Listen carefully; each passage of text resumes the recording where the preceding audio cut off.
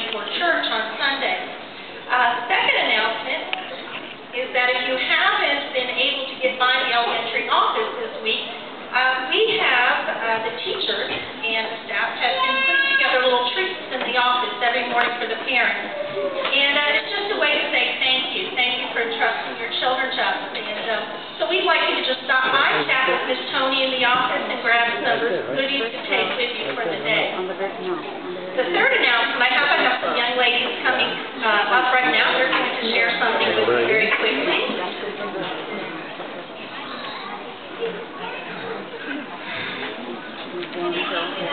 Take a moment to thank all of our servicemen and women who are home for the holidays.